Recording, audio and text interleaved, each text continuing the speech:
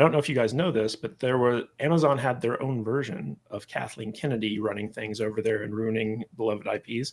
Her name was Jennifer Salke, and basically she just got fired, aka stepping down from her position over at Amazon. And this is actually like kind of big news because she was like one of the most powerful women in Hollywood. She was in charge of everything that Amazon was making, and this Variety article basically announces that she is stepping down as the head of MGM Studios, or I should say Amazon MGM Studios. And what's interesting about this is that she's not being replaced. Her position is literally getting wiped off the map. And Amazon is basically saying that this is just part of a restructuring of their of their management structure. And she's going to be stepping down to become a producer and have her own deal with Amazon. And then the film and TV divisions are going to be separated out and are going to answer to the head of MGM, or I should say Amazon Production, which is a gentleman by the name of, let me see, Mike Hopkins. And this actually, it's pretty obvious she got fired. She did not step down. You don't step down from being one of the most powerful women in Hollywood voluntarily, right? As Kathleen Kennedy has obviously shown us. And so Jennifer Salke, who's been known as the most famous star fucker in Hollywood, basically she spent Amazon's money to get close to all of the famous people so she could be friends with them, go to the cocktail parties and all that other stuff. And she's also responsible for mismanaging a ton of stuff. Like what's kind of funny, and oh no, I want to highlight this out to you, is that this Variety article basically lists some of the misfires, I guess you could say, but the numbers, the budget numbers that they quote in this thing seem very off to me. Like for instance, they talked about how Citadel cost $250 million. And obviously we know, because we covered this, it's closer to 600 million because they had to reshoot the entire series. Then talk about the Rings of Power, which they quoted as $700 million. And we know that it's over $1 billion that they're looking to spend on that one, and so on and so forth. So Variety is pretty famous for kind of fudging those numbers. But I'll just start with you, Odin, since I called you out already. Mm-hmm. What's your take on Jennifer Salke basically getting ousted from her very powerful position at Amazon? Yeah, it seems like this is kind of this correction that we have now been seeing, or at least perceived correction that we've been seeing in Hollywood, in mainstream media now for the last several months after a certain particular election, where all of a sudden things started to change a little bit. And I think that honestly, this was also their way of not only giving her the boot, because she clearly wasted hundreds of millions of dollars on projects. Wasted it on many that have failed epically, right? There's only a couple of things out there, and there were the things that she didn't care about, the things that she clearly had no actual say in, or at the very least had no actual hand in whatsoever. Think about was it Terminal List and was it Reacher, right? Those are the things that she just did not really probably have any actual interest in at all. And so I think that that's a part of it, but I also think it is a way of trying to avoid any possible litigation as well. Because if you eliminate the entire department, then, or the entire role, then you can't say, oh, it was wrongful termination in any way, right? So I think that's also a big part of it, was that way they can get rid of her. She still has probably a ton of money at this point. She's got the first look contract. Yeah, exactly. She's still got the whole first look deal thing, so they're still connected with her, but it's also a way of pushing her away from a position of being able to make these types of financial decisions without having to face possible litigation. And Tom Connors Jr., I want to ask you about this because, we've talked about Jennifer Salke many times, you and I, on this program. And it does seem like basically she got fired. Now, all these stories are no, she's stepping down, she wants to focus. She got Amy Pascal by Amy Pascal. Yeah. So what's your take on that? I think that's what happened. I think Amy Pascal and David Heyman and a few others came in add on what she's done with Lord of the Rings. Like what Odin's saying, the only way, I think it's more so to probably get out of her contract. They just eliminate the position altogether. At the end of the day, I noticed there's a little coup going on over there, because the guy who you mentioned that is now in charge of everything is a former employee of Sony Television. Where did Amy Pascal come from? Sony. David Heyman, on the other hand, the other guy that's involved with this Bond deal, he's a Brit who's been involved with tons and tons and tons and tons and tons and tons of movies. And Amy also was around when they produced Casino Royale. So I think there is a bit of upheaval going on over there. I think she was resistant to a lot of ideas. Let me tell you a little story about Salke. This goes back to a Conan series we almost got. And the guy that was going to run that is the same guy that turned around and made a hit out of Game of Thrones over on HBO with their spin-off series after he got fired by Salke because she thought that Conan was too misogynistic. So yeah, so this is a problem. They need to get rid of her because she's not going with the program. And Bezos was one of the people that was hobnobbing with Trump a few weeks ago over, or actually a month or so ago now, over at Mar-a-Lago with Bob Iger and others, because they know that the winds are changing. Things need to change. They need to get back to neutral, or this is just not going to work. So this is probably some of the best news that Bond has had. I still would say that Amy Pascal's a red flag, but then again, Tom Rothman was a red flag for Sony until he wasn't anymore. He was one of the best things that ever happened over there. So this could be one of the best things that's ever happened to Amazon, is for them to eliminate this person, let the shows actually... the reason I say I have a feeling Amy Pascal might be somewhat behind this is because this is exactly how she ran Sony. She didn't get involved in the mundane day-to-day bullshit. She would literally set stuff up and let them go. Like, she would not get involved too much with production stuff. Yeah, she would get involved in the early on days, but once things were set up to ready to go, she would not send a bunch of notes off or anything like that. So she was very popular with a lot of filmmakers because of that, because she was not somebody who would interfere too often with the production once it was set up and gone. So, I mean, at the end of the day, I hate sticking up for her in that respect, but it feels like basically what was done to her in Spider-Man has now been done to Salke, because they got rid of her, but she's stuck there producing some things still. That's exactly what happened to Amy Pascal. They got rid of her at Sony, and yeah. Adam, Tom's take that Bond had a big role to play in Salke getting axed at Amazon, I think is kind of accurate, because Barbara Broccoli, the woman who was in charge of Bond before Amazon bought them out fully, was very critical about her experiences with people over at Amazon, in particular Salke, who basically referred to Bond as content. And that really insulted Barbara Broccoli. And so I'm thinking, this is just my own personal conspiracy theory, that part of the deal for Amazon to buy out full rights for Bond, according to Barbara Broccoli, is basically she wanted Salke to have nothing to do with it. And I think that Bezos, he was at the Oscars and stuff like that, and he's been wanting to find like a real linchpin for the Amazon Prime shows to kind of like be built around. And Bond was like a big reason why they acquired MGM, and Lord of the Rings was like his passion project, and he's seen how that's been mismanaged. So he probably agreed to get rid of Salke if they could buy out Bond outright. And I think that's probably what precipitated that deal. So what's your take on Bond basically dethroning the head starfucker in Hollywood? Hey, I'm all about the conspiracy theories, man. I put that tinfoil hat on plenty of times on my own show, and I think that sounds like it could be very accurate. To be fair, I don't actually know that much about this topic, but to go back to like what Odin was saying, though, this is a correction of the failures of these places. The last 4 years under the previous president, I like to refer him as a former vice president. Because I don't believe he actually was president. But that under that administration, we saw the woke thing, the entire you listen to these people who were prior leftists. I got Mike Harlow and I can't, oh man, I feel bad, I can't remember her name, but they're former leftists, and they call it a cult. And the thing is that always Carrie Smith, thank you. They will tell you that this is a cult, and it's always just kind of existed more in the shadows than anything else. We've always known it was there, back when it was social justice warrior and progressivism and all that kind of stuff, but they got embraced beyond belief under the last administration. And it was jumping the shark. It really was. They went too far, too fast. And like Odin said, because of this last election, it was a referendum. They saw the greatest comeback of all time in presidential history because Trump ran on an anti-woke agenda.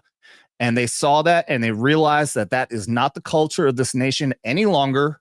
And it's facing the backlash. They've seen the numbers. All of their woke projects are failing. So you're right. To adjust and fix what Amazon is doing, they have to get rid of the woke agenda. So they canned her. And I think at least it looks like Amazon is doing better in that way as opposed to Disney, because Disney is trying to fix things, but I don't see them fixing anything right now. Well, Dutch, do you think that getting rid of this woman who you had some interesting things to say about her looks before we started the show, but do you think this would save Amazon in terms of like its programming and actually allow it to compete with bigger sites like Netflix? Well, I hope so. I didn't realize that there was a Conan movie or TV show that got axed by this lady. You know, is there? I'm hoping that since she's gone, maybe there's a chance that some of the stuff like that she got. Well, it was languishing over at Netflix, but I've heard it maybe have some life again. But I can't say too much because I don't know everything. Yeah, Andre will probably shoot me. I would love to see more shows like that come up and be produced for sure. You know, getting rid of somebody like her can't be anything but a good thing, right? I mean, so hopefully this is Amazon turning the page, and they're going to start producing some less woke, more entertaining, and more normal programs and movies for us all to watch. I mean, what else is there really to say, right? I mean, we don't know anything really yet for certain yet about how it's going to affect things other than just speculation. So hopefully this is a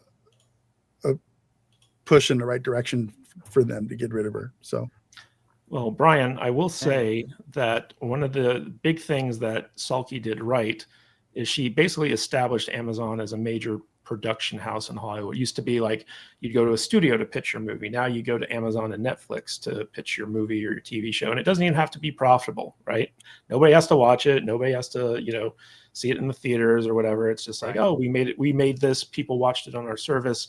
They didn't unsubscribe, so it was a success. They technically have the #1 movie in the nation right now.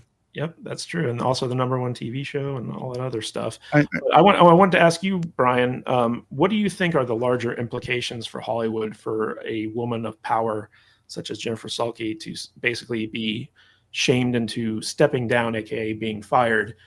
Do you think that other studios are going to be following suit? I know that there's been rumors about Peter Safran over at DC taking over from like the co-leads over there and stuff like that. So what's your take on that?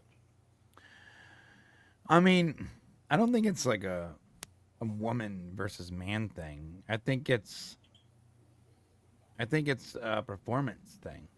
And you say she established Amazon Studios as a player, but all she did was throw a lot of money at a lot of celebrities and celebrity producers and whatever, and said, "Do your thing." She didn't really do much other than spend an insane amount of money. I mean, look at the Rings of Power debacle, and that's not the only one. Citadel. There's a lot of shows on Amazon that are good, and there's a lot of shows that are bad. So how much management was happening? We praise Amazon for letting the creators just do their own thing, and that's why they sort of sink or swim based on, their abilities, which is great. But part of being a producer or CEO or whatever the hell her role was identifying the bullshit artist and the actual talent. And let's be real, the people that spent billions of dollars on Rings of Power, expert level bullshit artist. Like, they should have never have had that job. And the fact that Penguin and Parker and other producing teams that were tried and true and proven quantities were passed over, and they gave that job to these extreme amateurs, and they just spent billions of dollars on something that there's absolutely no way they made their money back on. I mean, that's a serious black mark, and it's not the only time. Citadel, what is the other one? Wheel of Time or something? Wheel of Time. Wheel of Time. Also, Stargate. than just languishing with that billion-dollar Oh, franchise. the fact that they have Stargate sitting there, RoboCop sitting there, Mhm. they have the ability to produce them. They've had teams working on them, but because they're not attached to some big celebrity name that Jennifer Salke cares about, they just sort of sit there and do nothing while she pursues these big giant names and attach them to properties that are tiny and small and to spend insane amounts of money I for can't nothing. help but feel like this is something you've been told by somebody very close to this. Shut up, Tom. Shut up, Tom. Is she the You're one who very acts the specific. Warhammer series? Tom is not wrong. We have our main channel has a friend at Amazon. I'm being really careful. I don't want to get in trouble. But yes, no, that's exactly what happens. Like, Well, and you've also covered a lot of the Stargate stuff. and stuff. Stargate, because it's not attached to a big name that Jennifer Salke recognizes, it essentially just gets no attention. So you have this like team of people over there that is super passionate about both RoboCop and Stargate that really want to do this thing, but they can't get a lot of support. And like the second there's any roadblocks, there's all this red tape because Jennifer Salke just doesn't give a crap about these particular properties. And then you have James Bond, where other people around Jennifer Salke are like, "Well, we're doing this James Bond thing," and you know, luckily that's working out right now. It's going to probably work out with her stepping down, but we'll see. I wouldn't be Bottom line is- surprised if the Moneypenny series was like her idea. Oh, I'm sure of it. Yeah. Well, yeah. Bottom line is she didn't do much to establish the studio other than spend an insane amount of money to hang out with celebrities that she recognized. That's So it. just to get this straight, they've got Stargate, RoboCop, Conan, James Bond. I Rocky mean, and Rambo. Technically, How can they Rambo's not- actually under Lionsgate? how yeah. can they not be printing money right now? Yeah. It- They it's have some of the unbelievable. most unbelievable, unrecognizable franchises in history. Do you know that Neil Blomkamp almost In made history. a RoboCop sequel and they didn't let him? Wow. Unbelievable. We were supposed to get a Henry Cavill Warhammer 40K, right? And where's that got that? axed on That's Amazon, didn't it? still technically in development. So that's Also, they got still Galaxy like Quest. Schrodinger's. Don't forget yeah. that Galaxy Quest. These guys, Do they? they have everything. When they bought Galaxy MGM, Quest? No, I think yeah, they have the rights to the Paramount TV owns show. that. No, Oh, they have the rights to the TV show. Yeah. Oh. So here's the deal. Amazon, when they bought MGM, brilliant move because MGM was a zombie studio that had access to all this insane IP. They also have the Addams Family as well through Orion, by the way. What have they done with it? What have they done with Nothing. any of that? Nothing. Netflix Well, they did the Wednesday show on Netflix. Wednesday was pretty technically, good. I'm not. I like. But I think that was No. technically in that was before I think Amazon bought MGM, if I'm not Yeah. mistaken. So what has Amazon done with that library? Have we seen anything? No. We've They seen have billions of dollars go to consistently projects that released- didn't matter. they have consistently released the classic films, but you're 100% right. I do agree with you that Salke has been nothing but a cock block Yep. Mhm. for all sorts of projects and putting all sorts of money into things that didn't produce anything, especially Lord of the Rings. And I think that's her also- biggest like black mark. Also, Brian, so under this quote unquote restructuring, basically the TV studio and the movie studio are being separated from one another. And so now TV is going to be just focused on developing TV, hopefully stuff like Stargate, and movies is focused just on making movies. And so I think it's interesting how there's a potential there where we can actually see some of these TV shows that we've been waiting for start moving forward. Let me tell you something. That a friend of mine over there that told me about the team that's working on both RoboCop and Stargate. He said that they've been like every single meeting, every single like milestone that they plan that they try to get to is either delayed or pushed or canceled by the people that they need to speak to get it to the next level, to get it to the next milestone. And so they're doing work on other things, but these particular projects, specifically RoboCop and Stargate, are continually delayed, and no one knows why. Every single time there is a meeting or anything planned, it's pushed, it's canceled, it's delayed for some reason that they are not given.